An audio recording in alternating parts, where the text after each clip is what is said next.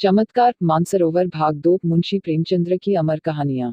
BA पास करने के बाद चंद्रप्रकाश को एक ट्यूशन करने के सिवा और कुछ न सूझा।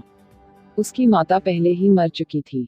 इसी साल पिता का भी देहांत हो गया और प्रकाश जीवन के जो मधुर स्वप्न देखा करता था वे सब धूल में मिल गए।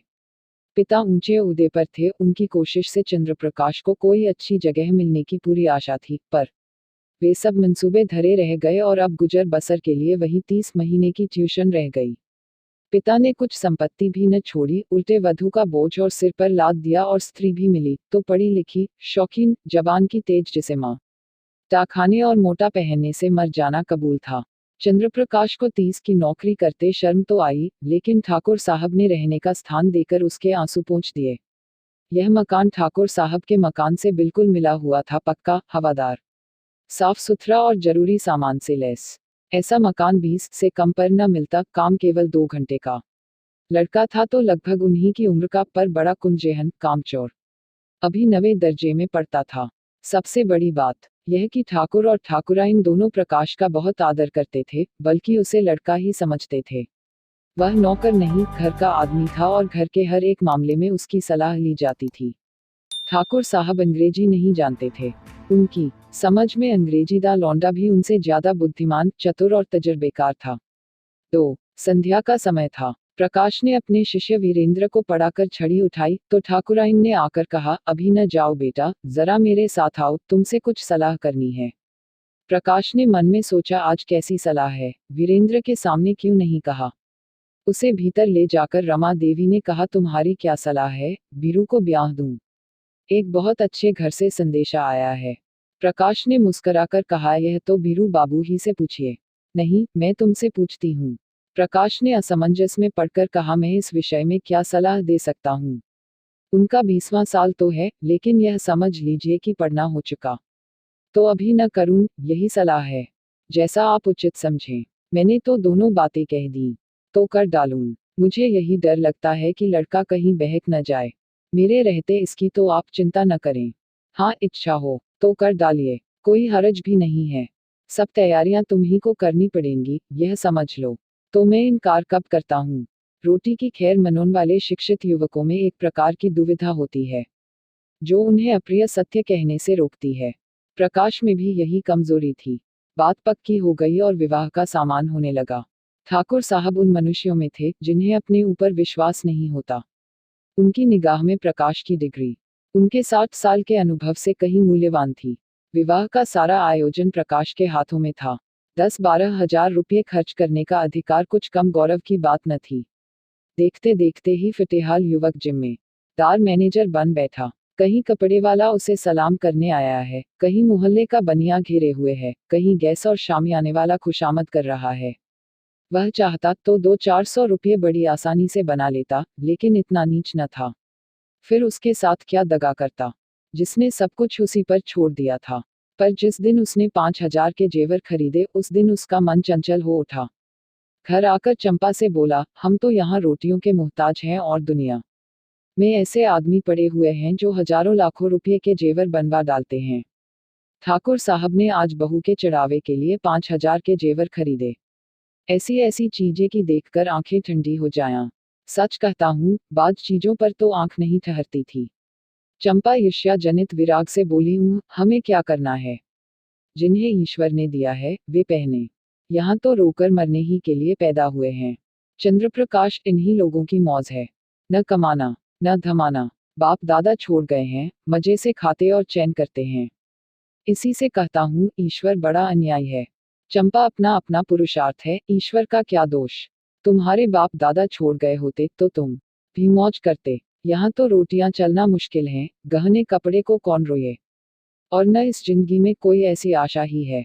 कोई गत की साड़ी भी नहीं रही कि किसी भले आदमी के घर जाऊं तो पहन लूं। मैं तो इसी सोच में हूँ कि ठकुराइन के यहाँ ब्याह में कैसे जाऊंगी। सोचती हूँ, बीमार पड़ जाती तो जान बचती। यह कहते कहते चंपा की आंखें भर आईं। प्रकाश ने तसल्ली दी, साड़ी तुम्हारे लिए लाऊं। अब क्या इतना भी न कर सकूंगा। मुसीबत के ये दिन क्या सदा बने रहेंगे। जिंदा रहा तो एक दिन तुम सिर से पांव तक जेवरों से लदी रहोगी। चंपा मुस्कुराकर बोली, चलो, ऐसी मन की मिठाई मैं नहीं खाती। निबाह होता जाए, यही बहुत है। गहनों की साध नहीं है। प्रकाश ने चंपा की बातें सुनकर लज्जा और दुख से सिर झुका लिया। चंपा उसे इतना पुरुषार्थहीन समझती है। 3 रात को दोनों भोजन करके लेटे तो प्रकाश ने फिर गहनों की बात छेड़ी। गहने उसकी आंखों में बसे हुए थे। इस शहर में ऐसे बढ़िया गहने बनते हैं, मुझे इसकी आशा न थी। चंपा ने कहा, कोई और बात करो। गहनों की बात सुनकर जी जलता है। वैसी चीजें तुम पहनो तो रानी मालूम होने लगो। गहनों से क्या सुंदरता बढ़ जाती है। तो ऐसी बहुत सी औरतें देखी हैं जो गहने पहनकर भद्दी दिखने लगती हैं। ठाकुर साहब भी मतलब के यार हैं। यह न हुआ कि कहते, इसमें से कोई चीज चंपा के लिए भी लेते जाओ। तुम भी कैसी बच्चों की सी बातें करते हो। इसमें बचपने की क्या बात है। कोई उदार आदमी कभी इतनी कृपणता न करता। मैंने तो कोई ऐसा उदार आदमी नहीं देखा जो अपनी बहू के गहने किसी गैर को दे दे। मैं गैर नहीं हूँ, हम दोनों एक ही मकान में रहते हैं। मैं उनके लड़के को पढ़ाता हूँ और शादी का सारा इंतजाम कर रहा हूँ। अगर 100-200 की कोई चीज दे देते तो वह निष्फल न जाती। मगर धनवानों का हृदय धन के भार से दबकर सिकुड़ जाता है।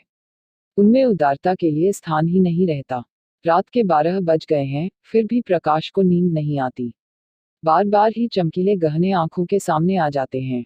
कुछ बादल हो आए हैं और बार बार बिजली चमक उठती है। सहसा प्रकाश चारपाई से उठ खड़ा हुआ। उसे चंपा का आभूषण ही नंद देखकर दया आई। यही तो खाने पहनने की उम्र है और इसी उम्र में इस बेचारी को हर एक चीज के लिए तरसना पड़ रहा है। वह दबे पांव कमरे से बाहर निकलकर छत पर आया। ठाकुर साहब की छत इस छत से मिली हुई थी। बीच में एक 5 फीट ऊंची दीवार थी। वह दीवार पर चढ़कर ठाकुर साहब की छत पर आहिस्ता से उतर गया। घर में बिल्कुल सन्नाटा था। उसने सोचा, पहले जीने से उतरकर ठाकुर साहब के कमरे में चलूं। अगर वह जाग गए तो जोर से हंसूंगा और कहूंगा, कैसा चरका दिया, या कह दूंगा, मेरे घर की छत से कोई आदमी इधर आता दिखाई दिया, इसलिए मैं भी उसके पीछे पीछे आया कि देखूं यह क्या करता है। अगर संदूक की कुंजी मिल गई तो फिर फतह है। किसी को मुझ पर संदेह ही न होगा। सब लोग नौकरों पर संदेह करेंगे। मैं भी कहूंगा, साहब नौकरों की हरकत है, इन्हें छोड़कर और कौन ले जा सकता है। मैं बेदाग बच जाऊंगा। शादी के बाद कोई दूसरा घर लूंगा। फिर धीरे धीरे एक एक चीज चंपा को दूंगा जिसमें उसे कोई संदेह न हो। फिर भी वह जीने से उतरने लगा तो उसकी छाती धड़क रही थी। धूप निकल आई थी। प्रकाश अभी सो रहा था कि चंपा ने उसे जगाकर कहा, बड़ा गजब हो गया। रात को ठाकुर साहब के घर में चोरी हो गई। चोर गहने की संदूकची उठा ले गया। प्रकाश ने पड़े पड़े पूछा, किसी ने पकड़ा नहीं चोर को? किसी को खबर भी हो? वह संदूकची ले गया जिसमें ब्याह के गहने रखे थे। न जाने कैसे कुंजी उड़ा ली और न जाने कैसे उसे मालूम हुआ कि इस संदूक में संदूकची रखी है। नौकरों की कार्रवाई होगी। बाहरी चोर का यह काम नहीं है। नौकर तो उनके तीनों पुराने हैं। नियत बदलते क्या देर लगती है। आज मौका देखा, उठा ले गए। तुम जाकर जरा उन लोगों को तसल्ली तो दो। ठाकुराइन बेचारी रो रही थी। तुम्हारा नाम ले लेकर कहती थी कि बेचारा महीनों इन गहनों के लिए दौड़ा, एक एक चीज अपने सामने जचवाए और चोर दाढ़ीजारों ने उसकी सारी मेहनत पर पानी फेर दिया। प्रकाश चटपट उठ बैठा और घबराता हुआ सा जाकर ठाकुराइन से बोला, यह तो बड़ा अनर्थ हो गया माताजी, मुझसे तो अभी अभी चंपा ने कहा। ठाकुर साहब सिर पर हाथ रखे बैठे हुए थे। बोले, कहीं सेंध नहीं, कोई ताला नहीं टूटा, किसी दरवाजे की चूल नहीं उतरी। समझ में नहीं आता चोर आया किधर से। ठाकुराइन ने रोकर कहा, मैं तो लुट गई भैया, ब्याह सिर पर खड़ा है, कैसे क्या होगा भगवान। तुमने दौड़ धूप की थी तब कहीं जाके चीजें आई थी। न जाने किस मनहूस सायत से लगन आई थी। प्रकाश ने ठाकुर साहब के कान में कहा, मुझे तो किसी नौकर की शरारत मालूम होती है। ठाकुराइन ने विरोध किया, अरे नहीं भैया, नौकरों में ऐसा कोई नहीं। 10-10 हजार रुपये यूं ही ऊपर रखे रहते थे, कभी एक पाई भी नहीं गई। ठाकुर साहब ने नाक सिकोड़कर कहा, तुम क्या जानो आदमी का मन कितना जल्द बदल जाया करता है। जिसने अब तक चोरी नहीं की वह कभी चोरी न करेगा, यह कोई नहीं कह सकता। मैं पुलिस में रिपोर्ट करूंगा और एक एक नौकर की तलाशी कराऊंगा। कहीं माल उड़ा दिया होगा। जब पुलिस के जूते पड़ेंगे तो आप ही कबूलेंगे। प्रकाश ने पुलिस का घर में आना खतरनाक समझा। कहीं उन्हीं के घर में तलाशी ले तो अनर्थ ही हो जाए। बोले, पुलिस में रिपोर्ट करना और तहकीकात कराना व्यर्थ है। पुलिस माल तो न बरामद कर सकेगी। हाँ, 9 करों को मारपीट भले ही लेगी। कुछ नजर भी उसे चाहिए, नहीं तो कोई दूसरा ही स्वान खड़ा कर देगी। मेरी तो सलाह है कि एक एक नौकर को एकांत में बुलाकर पूछा जाए। ठाकुर साहब ने मुंह बनाकर कहा, तुम भी क्या बच्चों की सी बात करते हो प्रकाश बाबू। भला चोरी करने वाला अपने आप कबूलेगा। तुम मारपीट भी तो नहीं करते। हाँ, पुलिस में रिपोर्ट करना मुझे भी फजूल मालूम होता है। माल बरामद होने से रहा, उल्टे महीनों की परेशानी हो जाएगी। प्रकाश, लेकिन कुछ न कुछ तो करना ही पड़ेगा। ठाकुर, कोई लाभ नहीं। हाँ, अगर कोई खुफिया पुलिस हो जो चुपके चुपके पता लगावे तो अलबत्ता माल निकल आए, लेकिन यहाँ ऐसी पुलिस कहाँ। तकदीर ठोंक कर बैठ रहो और क्या। प्रकाश, आप बैठ रहिए। लेकिन मैं बैठने वाला नहीं। मैं इन्हीं नौकरों के सामने चोर का नाम निकलवाऊंगा। ठाकुरा, इन नौकरों पर मुझे पूरा विश्वास है। किसी का नाम निकल भी आए तो मुझे संदेह ही रहेगा। किसी बाहर के आदमी का काम है, चाहे जिधर से आया हो, पर चोर आया बाहर से। तुम्हारे कोठे से भी तो आ सकता है। ठाकुर, हाँ, जरा अपने कोठे पर तो देखो, शायद कुछ निशान मिले। कल दरवाजा तो खुला नहीं रह गया। प्रकाश का दिल धड़कने लगा। बोला, मैं तो 10 बजे द्वार बंद कर लेता हूँ। हाँ, कोई पहले से मौका पाकर कोठे पर चला गया हो और वहां छिपा बैठा रहा हो तो बात दूसरी है। तीनों आदमी छत पर गए तो बीच की मुड़े रब पर किसी के पांव की रगड़ के निशान दिखाई दिए। जहां पर प्रकाश का पांव पड़ा था वहां का चूना लग जाने के कारण छत पर पांव का निशान पड़ गया था। प्रकाश की छत पर जाकर मुंडेर की दूसरी तरफ देखा तो वैसे ही निशान हाँ भी दिखाई दिए। ठाकुर साहब सिर झुकाए खड़े थे, संकोच के मारे कुछ कह न सकते थे। प्रकाश ने उनके मन की बात खोल दी। इससे तो स्पष्ट होता है कि चोर मेरे ही घर में से आया। अब तो कोई संदेह ही नहीं रहा।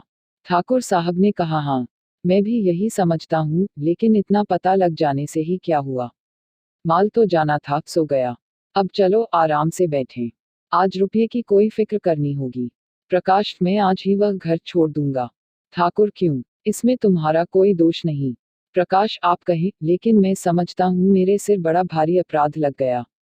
मेरा दरवाजा 9-10 बजे तक खुला ही रहता है। चोर ने रास्ता देख लिया।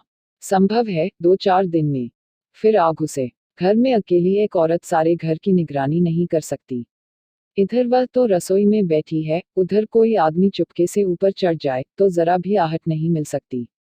मैं घूम घाम कर कभी 9 बजे आया, कभी 10 बजे, और शादी के दिनों में तो देर होती ही रहेगी। उधर का रास्ता बंद हो जाना चाहिए। मैं तो समझता हूँ इस चोरी की सारी जिम्मेदारी मेरे सिर है। ठाकुराइन डरी, तुम चले जाओगे भैया, तब तो घर और फाड़ खाएगा। प्रकाश, कुछ भी हो माताजी, मुझे बहुत जल्द घर छोड़ना ही पड़ेगा। मेरी गफलत से चोरी हुई, उसका मुझे प्रायश्चित करना ही पड़ेगा। प्रकाश चला गया तो ठाकुर ने स्त्री से कहा, बड़ा लायक आदमी है। ठाकुराइन, क्या बात है? चोर उधर से आया, यही बात उसे लग गई। कहीं यह चोर को पकड़ पावे तो कच्चा खा जाए, मार ही डाले। देख लेना, कभी न कभी माल बरामद करेगा। अब इस घर में कदापि न रहेगा, कितना ही समझाओ। किराए के 20 और दे दूंगा। हम किराया क्यों दें? वह आप ही घर छोड़ रहे हैं। हम तो कुछ कहते नहीं। किराया तो देना ही पड़ेगा। ऐसे आदमी के साथ कुछ बल भी खाना पड़े तो बुरा नहीं लगता। मैं तो समझती हूँ वह किराया लेंगे ही नहीं। 30 रुपये में गुजर भी तो न होता होगा। 5 प्रकाश ने उसी दिन वह घर छोड़ दिया। उस घर में रहने से जोखिम था, लेकिन जब तक शादी की धूमधाम रही प्रायः सारे दिन यहीं रहते थे। चंपा से कहा, एक सेठ जी के यहाँ 50 महीने का काम और मिल गया है, मगर वह रुपये मैं उन्हीं के पास जमा करता जाऊंगा। वह आमदनी केवल जेवरों में खर्च होगी, उसमें से एक पाई भी घर के खर्च में न आने दूंगा। चंपा फड़क उठी। पति प्रेम का यह परिचय पाकर उसने अपने भाग्य को सराहा। देवताओं में उसकी श्रद्धा और भी बढ़ गई। अब तक प्रकाश और चंपा के बीच में कोई पर्दा न था। प्रकाश के पास जो कुछ था वह चंपा का था। चंपा ही के पास उसके बक्से, संदूक, अलमारी की कुंजियां रहती थी। मगर अब प्रकाश का एक संदूक हमेशा बंद रहता। उसकी कुंजी कहाँ है, इसका चंपा को पता नहीं। वह पूछती है, इस संदूक में क्या है, तो वह कह देते हैं, कुछ नहीं, पुरानी किताबें मारी मारी फिरती थी, उठा के संदूक में बंद कर दी हैं। चंपा को संदेह का कोई कारण न था। एक दिन चंपा पति को पान देने गई तो देखा वह उस संदूक को खोले हुए देख रहे हैं। उसे देखते ही उन्होंने संदूक जल्दी सा बंद कर दिया। उनका चेहरा जैसे फक हो गया। संदेह का अंकुर जमा, मगर पानी न पाकर सूख गया। चंपा किसी ऐसे कारण की कल्पना ही न कर सकी जिससे संदेह को आश्रय मिलता, लेकिन 5,000 की संपत्ति को इस तरह छोड़ देना कि उसका ध्यान ही न आवे, प्रकाश के लिए असंभव था। वह कहीं बाहर से आता तो एक बार संदूक अवश्य खोलता। एक दिन पड़ोस में चोरी हो गई। उस दिन से प्रकाश अपने कमरे ही में सोने लगा। आषाढ़ के दिन थे। उमस के मारे दम घुटता था। ऊपर एक साफ सुथरा बरामदा था जो बरसात में सोने के लिए ही शायद बनाया गया था। चंपा ने कई बार ऊपर सोने के लिए कहा पर प्रकाश ने न माना। अकेला घर कैसे छोड़ दे? चंपा ने कहा चोरी ऐसों के यहाँ नहीं होती। चोर घर में कुछ देखकर ही जान खतरे में डालता है। यहाँ क्या रखा है? प्रकाश ने क्रुद्ध होकर कहा कुछ नहीं है, बर्तन भांडे तो हैं ही। गरीब के लिए अपनी हांडी ही बहुत है। एक दिन चंपा ने मरे में झाड़ू लगाई तो संदूक को खिसकाकर दूसरी तरफ रख दिया। प्रकाश ने संदूक का स्थान बदला हुआ पाया तो सशंक होकर बोला संदूक तुमने हटाया? यह पूछने की कोई बात न थी। झाड़ू लगाते वक्त प्रायः चीजें इधर उधर खिसक ही जाती हैं। बोली मैं क्यों हटाने लगी? फिर किसने हटाया? मैं नहीं जानती। घर में तुम रहती हो, जानेगा कौन? अच्छा अगर मैंने ही हटा दिया तो इसमें पूछने की क्या बात है? कुछ नहीं, यूं ही पूछता था। मगर जब तक संदूक खोलकर सब चीजें देख न ले प्रकाश को चैन कहाँ। चंपा ज्यों ही भोजन पकाने लगी उसने संदूक खोला और आभूषणों को देखने लगा। आज चंपा ने पकौड़ियाँ बनाई थी। पकौड़ियाँ गरम गरम ही मजा देती हैं। प्रकाश को पकौड़ियाँ पसंद भी थी। उसने थोड़ी सी पकौड़ियाँ एक तश्तरी में रखी और प्रकाश को देने गई। प्रकाश ने उसको देखते ही संदूक धमाके से बंद कर दिया और ताला लगाकर उसे बहलाने के इरादे से बोला तश्तरी में क्या लाई? अच्छा, पकौड़ियाँ हैं। आज चंपा को संदेह हो गया। संदूक में क्या है यह देखने की उत्सुकता हुई। प्रकाश उसकी कुंजी कहीं छिपा कर रखता था। चंपा किसी तरह वह कुंजी उड़ा देने की चाल सोचने लगी। एक दिन एक बिसाती कुंजियों का गुच्छा बेचने आ निकला। चंपा ने उस ताले की कुंजी ले ली और संदूक खोल डाली। अरे, ये तो आभूषण हैं। उसने एक एक आभूषण को निकाल कर देखा। ये गहने कहाँ से आए? मुझसे कभी इनकी चर्चा नहीं की। सहसा उसके मन में भाव उठा कहीं ये ठाकुर साहब के गहने तो नहीं हैं। चीजें वही थी जिनका वह बखान करते रहते थे। उसे अब कोई संदेह न रहा, लेकिन इतना घोर पतन। लज्जा और खेद से उसका सिर झुक गया। उसने तुरंत संदूक बंद कर दिया और चारपाई पर लेटकर सोचने लगी। इनकी इतनी हिम्मत पड़ी कैसे? यह दुर्भावना इनके मन में आई ही क्यों? मैंने तो कभी आभूषणों के लिए आग्रह नहीं किया। अगर आग्रह भी करती तो क्या उसका आशय यह होता कि वह चोरी करके लावे? चोरी आभूषणों के लिए इनका मन क्यों इतना दुर्बल हो गया? उसके जी में आया इन गहनों को उठा ले और ठाकुराइन के चरणों पर डाल दे। उनसे कहे यह मत पूछिए, ये गहने मेरे पास कैसे आए? आपकी चीज आपके पास आ गई, इसी से संतोष कर लीजिए। लेकिन परिणाम कितना भयंकर होगा। 6 उस दिन से चंपा कुछ उदास रहने लगी। प्रकाश से उसे वह प्रेम न रहा, न वह सम्मान भाव। बात बात पर तकरार होती। अभाव में जो परस्पर सद्भाव था वह गायब हो गया। तब एक दूसरे से दिल की बात कहता था, भविष्य के मंसूबे बांधे जाते थे, आपस में सहानुभूति थी। अब दोनों ही दिलगीर रहते। कई कई दिनों तक आपस में एक बात भी न होती। कई महीने गुजर गए। शहर के एक बैंक में असिस्टेंट मैनेजर की जगह खाली हुई। प्रकाश ने अर्थशास्त्र पढ़ा था, लेकिन शर्त यह थी कि नकद 10,000 की जमानत दाखिल की जाए। इतनी बड़ी रकम कहाँ से आवे? प्रकाश तड़प तड़प कर रह जाता था। एक दिन ठाकुर साहब से इस विषय में बात चल पड़ी। ठाकुर साहब ने कहा तुम क्यों नहीं दरख्वास्त भेजते? प्रकाश ने सिर झुकाकर कहा 10,000 की नकद जमानत मांगते हैं। मेरे पास रुपये कहाँ रखे हैं? अजी, तुम दरख्वास्त तो दो। अगर सारी बातें तय हो जाए तो जमानत भी दे दी जाएगी। इसकी चिंता न करो। प्रकाश ने स्तंभित होकर कहा आप जमानत दे देंगे? हाँ हाँ, यह कौन सी बड़ी बात है। प्रकाश घर चला तो बहुत रंजीदा था। उसको यह जगह अब अवश्य मिलेगी, लेकिन फिर भी वह प्रसन्न नहीं है। ठाकुर साहब की सरलता, उनका उस पर इतना अटल विश्वास उसे आहत कर रहा है। उनकी शराफत उसके कमीनेपन का कुचले डालती है। उसने घर आकर चंपा को यह खुशखबरी सुनाई। चंपा ने सुनकर मुंह फेर लिया। एक क्षण के बाद बोली, ठाकुर साहब से तुमने क्यों जमानत दिलवाई? प्रकाश ने चिढ़कर कहा, फिर और किससे दिलवाता? यह ही न होता कि जगह न मिलती, रोटियां तो मिल ही जाती। रुपये पैसे की बात है, कहीं भूल चूक हो जाए तो तुम्हारे साथ उनके रुपये भी जाए। यह तुम कैसे समझती हो कि भूल चूक होगी? क्या मैं अनाड़ी हूँ? चंपा ने विरक्त मन से कहा। आदमी की नीयत भी तो हमेशा एक सी नहीं रहती। प्रकाश ठक से रह गया। उसने चंपा को चुपती हुई आंखों से देखा, पर चंपा ने मुंह फेर लिया था। वह उसके भावों के विषय में कुछ निश्चय न कर सका। लेकिन ऐसी खुशखबरी सुनकर भी चंपा का उदासीन रहना उसे विकल करने लगा। उसके मन में प्रश्न उठा, इस वाक्य में कहीं आक्षेप तो नहीं छिपा हुआ है? चंपा ने संदूक खोलकर देख तो नहीं लिया। इस प्रश्न का उत्तर पाने के लिए इस समय वह अपनी एक आंख भी भेंट कर सकता था। भोजन करते समय प्रकाश ने चंपा से पूछा, तुमने क्या सोचकर कहा था कि आदमी की नीयत तो हमेशा एक सी नहीं रहती, जैसे यह उसके जीवन या मृत्यु का प्रश्न हो। चंपा ने संकट में पड़कर कहा, कुछ नहीं, मैंने दुनिया की बात कही थी। प्रकाश को संतोष न हुआ। क्या जितने आदमी बैंकों में नौकर हैं, उनकी नीयत बदलती रहती है? वह बोला। चंपा ने गला छुड़ाना चाहा, तुम जबान पर करते हो। ठाकुर साहब के यहाँ इस शादी ही में तुम अपनी नीयत ठीक नहीं रख सके। 100-200 रुपये की चीजें घर रख ही ली। प्रकाश के दिल से बोझ उतर गया। मुस्कुराकर बोला, अच्छा, तुम्हारा संकेत उस तरफ था, लेकिन मैं ने कमीशन के सिवा उनकी एक पाई भी नहीं छुई। और कमीशन लेना तो कोई पाप नहीं। बड़े बड़े हुक्काम खुले खजाने कमीशन लिया करते हैं। चंपा ने तिरस्कार के भाव से कहा, जो आदमी अपने ऊपर इतना विश्वास रखे, उसकी आंख व चाकर एक पाई भी लेना मैं पाप समझती हूँ। तुम्हारी सज्जनता तो मैं जब जानती कि तुम कमीशन के रुपये ले जाकर उनके हवाले कर देते। इन 6 महीनों में उन्होंने तुम्हारे साथ क्या क्या सलूक किए, कुछ याद है? मकान तुमने खुद छोड़ा, लेकिन वह 20 महीने देते जाते हैं। इलाके से कोई सौगात आती है तो तुम्हारे यहाँ जरूर भेजते हैं। तुम्हारे पास घड़ी न थी, अपनी घड़ी तुम्हें दे दी। तुम्हारी महरी जब नागा करती है, खबर पाते ही अपना नौकर भेज देते हैं। मेरी बीमारी ही में डॉक्टर साहब की फीस उन्होंने दी और दिन में 2 बार हाल चाल भी पूछने आया करते थे। यह जमानत ही क्या छोटी बात है? अपने संबंधियों तक की जमानत तो जल्दी कोई करता ही नहीं। तुम्हारी जमानत के लिए 10,000 रुपये नकद निकाल कर दे दिए। इसे तुम छोटी बात समझते हो? आज तुमसे कोई भूल चूक हो जाए तो उनके रुपये तो जब्त हो ही जाएंगे। जो आदमी अपने ऊपर इतनी दया रखे, उसके लिए हमें भी प्राण देने को तैयार रहना चाहिए। प्रकाश भोजन करके लेटा तो उसकी आत्मा उसे धिक्कार रही थी।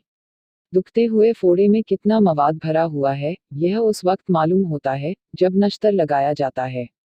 मन का विकार उस वक्त मालूम होता है जब कोई उसे हमारे सामने खोलकर रख देता है। किसी सामाजिक या राजनीतिक अन्याय का व्यंग्य चित्र देखकर क्यों हमारे मन को चोट लगती है? इसीलिए कि वह चित्र हमारी पशुता को खोलकर हमारे सामने रख देता है। वह जो मनोसागर में बिखरा हुआ पड़ा था, जैसे केंद्रीभूत होकर वृहदाकार हो जाता है, तब हमारे मुंह से निकल पड़ता है, उफो। चंपा के इन तिरस्कार भरे शब्दों ने प्रकाश के मन में ग्लानि उत्पन्न कर दी। वह संदूक कई गुना भारी होकर शिला की भांति उसे दबाने लगा। मन में फैला हुआ विकार एक बिंदु पर एकत्र होकर टीसने लगा। 7 कई दिन बीत गए। प्रकाश को बैंक में जगह मिल गई। इसी उत्सव में उसके यहाँ मेहमानों की दावत है। ठाकुर साहब, उनकी स्त्री बीरू और उसकी नवेली बहू सभी आए हुए हैं। चंपा सेवा सत्कार में लगी हुई है। बाहर 2-4 मित्र गा बजा रहे हैं। भोजन करने के बाद ठाकुर साहब चलने को तैयार हुए। प्रकाश ने कहा, आज आपको यहीं रहना होगा। दादा, मैं इस वक्त न जाने दूंगा। चंपा को उसका यह आग्रह बुरा लगा। चारपाइयां नहीं है, बिछावन नहीं है और न काफी जगह ही है। रात भर उन्हें तकलीफ देने और आप तकलीफ उठाने की कोई जरूरत उसकी समझ में न आई। लेकिन प्रकाश आग्रह करता ही रहा, यहाँ तक कि ठाकुर साहब राजी हो गए। 12 बज गए थे। ठाकुर साहब ऊपर सो रहे थे। बीरू और प्रकाश बाहर बरामदे में थे। 3 स्त्रियां अंदर कमरे में थीं। प्रकाश जाग रहा था। बीरू के सिरहाने उसकी कुंजियों का गुच्छा पड़ा हुआ था। प्रकाश ने गुच्छा उठा लिया। फिर कमरा खोलकर उसमें से गहनों की संदूकची निकाली और ठाकुर साहब के घर की तरफ चला। कई महीने पहले वह इसी भांति कंपित हृदय के साथ ठाकुर साहब के घर में घुसा था। उसके पांव तब भी इसी तरह थरथरा रहे थे, लेकिन तब कांटा चुभने की वेदना थी, आज कांटा निकलने की। तब ज्वर का चढ़ाव था, उन्माद, ताप और विकलता से भरा हुआ। अब ज्वर का उतार था, शांत और शीतल। तब कदम पीछे हटता था, आज आगे बढ़ रहा था। ठाकुर साहब के घर पहुंचकर उसने धीरे से बीरू का कमरा खोला और अंदर जाकर ठाकुर साहब की खाट के नीचे संदूकची रख दी। फिर तुरंत बाहर आकर धीरे से द्वार बंद किया और घर को लौट पड़ा। हनुमान संजीवनी बूटीवाला धवलागिर उठाए जिस गर्वीले आनंद का अनुभव कर रहे थे, कुछ वैसा ही आनंद प्रकाश को भी हो रहा था। गहनों को अपने घर ले जाते समय उसके प्राण सूखे हुए थे, मानो किसी गहरी अथाह खाई में गिरा जा रहा हो। आज संदूकची को लौटाकर उसे मालूम हो रहा था जैसे वह किसी विमान पर बैठा हुआ आकाश की ओर उड़ा जा रहा है, ऊपर ऊपर और ऊपर। वह घर पहुंचा तो बीरू सोया हुआ था। कुंजी उसने सिरहाने रख दी। 8 ठाकुर साहब प्रातःकाल चले गए। प्रकाश संध्या समय पढ़ाने जाया करता था। आज वह अधीर होकर तीसरे ही पहर जा पहुंचा। देखना चाहता था वहां आज क्या गुल खिल रहे हैं। वीरेंद्र ने उसे देखते ही खुश होकर कहा, बापूजी, कल आपके यहाँ की दावत बड़ी मुबारक थी। जो गहने चोरी गए थे सब मिल गए। ठाकुर साहब भी आ गए और बोले, बड़ी मुबारक दावत थी तुम्हारी। पूरा संदूक का संदूक मिल गया, एक चीज भी नहीं छुई, जैसे केवल रखने ही के लिए ले गया हो।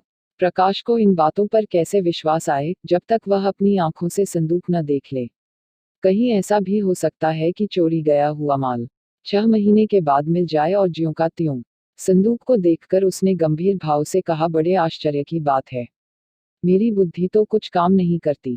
ठाकुर, किसी की बुद्धि काम नहीं करती भई, तुम्हारी ही क्यों? बीरू की माँ कहती है, कोई दैवी घटना है। आज मुझे भी देवताओं में श्रद्धा हो गई। प्रकाश, अगर आंखों देखी बात न होती तो मुझे तो कभी विश्वास ही न आता। ठाकुर, आज इसी खुशी में हमारे यहाँ दावत होगी। प्रकाश, आपने कोई अनुष्ठान तो नहीं कराया था? ठाकुर, अनुष्ठान तो 20 ही कराए। प्रकाश, बस तो यह अनुष्ठान ही की करामात है। घर लौटकर प्रकाश ने चंपा को यह खबर सुनाई तो वह दौड़कर उसके गले से चिपट गई और न जाने क्यों रोने लगी, जैसे उसका बिछुड़ा हुआ पति बहुत दिनों के बाद घर आ गया हो। प्रकाश ने कहा, आज उनके यहाँ हमारी दावत है। मैं कल 1000 कैगलों को भोजन कराऊंगी। तुम तो सैकड़ों का खर्च बतला रही हो। मुझे इतना आनंद हो रहा है कि लाखों खर्च करने पर भी अरमान पूरा न होगा। प्रकाश की आंखों से भी आंसू निकल आए। अगर आपको ये कहानी पसंद है तो हमारे चैनल कुमार देव एजुकेशन को सब्सक्राइब करें और वीडियो को लाइक करें। धन्यवाद।